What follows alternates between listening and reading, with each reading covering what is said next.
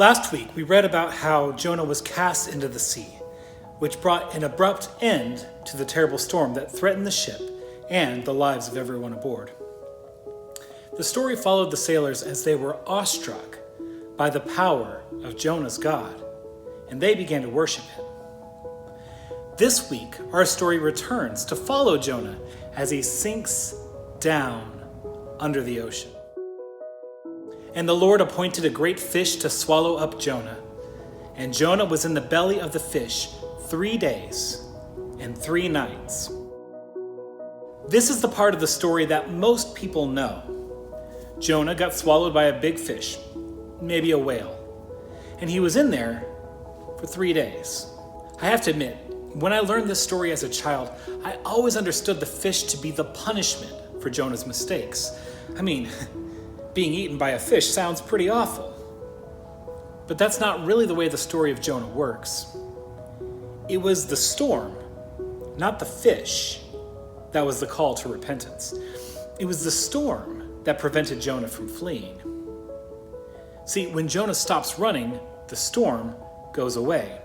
But now Jonah has to face the consequences that running away brought him. He's sinking in the sea. And then God sends a fish to rescue Jonah. Then Jonah prayed to the Lord his God from the belly of the fish, saying, I called out to the Lord out of my distress, and he answered me. Out of the belly of Sheol I cried, and you heard my voice. For you cast me into the deep, into the heart of the seas, and the floods surrounded me. All your waves and your billows passed over me. Then I said, I am driven away from your sight. Yet I shall again look upon your holy temple. The waters closed in over me to take my life. The deep surrounded me. Weeds wrapped around my head at the roots of the mountains. I went down to the land whose bars closed upon me forever. Yet you brought up my life from the pit, O Lord my God. When my life was fainting away, I remembered the Lord, and my prayer came to you, into your holy temple. Those who pay regard to vain idols forsake their hope of steadfast love. But I, with the voice of thanksgiving, will sacrifice to you. What I have vowed, I will pay. Salvation belongs to the Lord. There's a lot to break down in this section, but I wanted to first show the big picture here. Jonah is inside the fish, and he's composing what amounts to a psalm or poem to God out of gratitude for saving him. This is an interesting reversal of what you might expect. If I said I knew someone who was eaten by a fish, you'd probably assume I was telling you how they died. For Jonah, the terror was drowning. He talked about descending into Sheol, the place of the dead, sort of the way that we talk about the grave in a generalized way. You can hear his fear when he talks about seeing the roots of the mountains and having seaweed wrapped around his head, but not now. Now, he's inside a fish, which is infinitely better in Jonah's estimation. He's no longer descending into a watery grave. He is ascending out of the pit. Straight away, I'd like to point something out.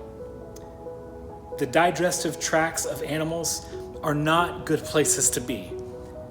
I don't think under normal circumstances that a human could live inside the belly of a fish for 3 days.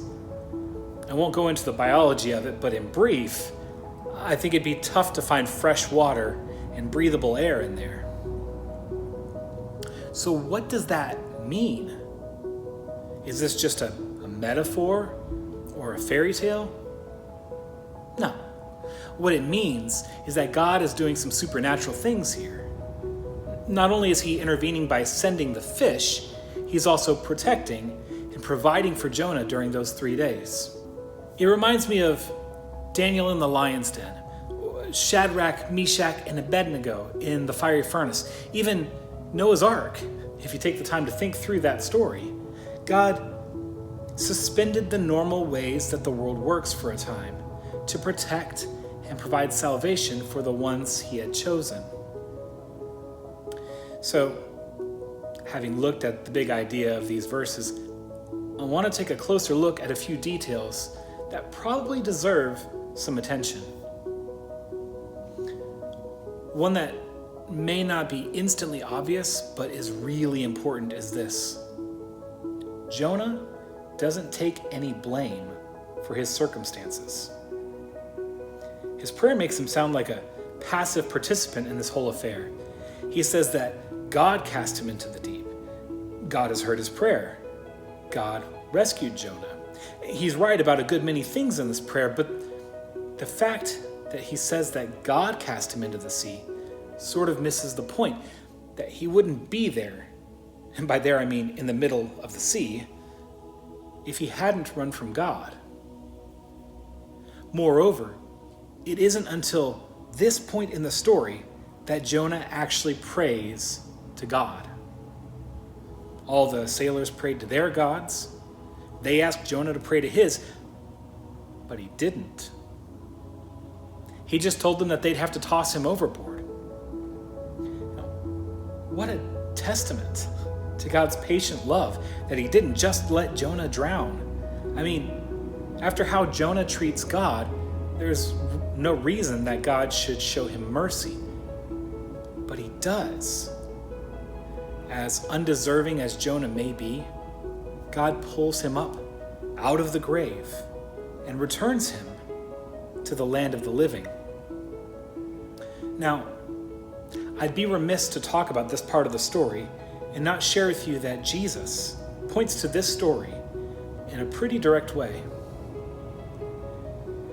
Jesus had been healing the sick and driving out demons and miraculously multiplying food, doing all sorts of amazing things in addition to his preaching ministry, which makes the scribes and Pharisees look extra ridiculous when they stroll up to Jesus and say, "Teacher, we wish to see a sign from you."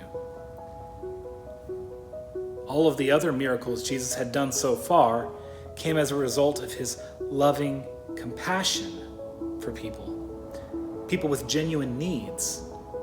These guys have the audacity to ask Jesus to do a miracle to satisfy their own curiosity. Well, despite the audacity of their request, Jesus told them that they would get a sign, just one. And that was the sign of Jonah. Jonah was down in Sheol for 3 days. And when he emerged, spoiler alert, his words were heeded.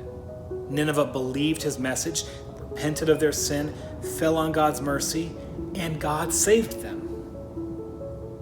Jesus points to himself and says that he will go down to the place of the dead. He will descend into the grave. But he will come back out again. And when he does, will he be believed? Unfortunately, not by all. But those who do believe are given life and hope, mercy and a future.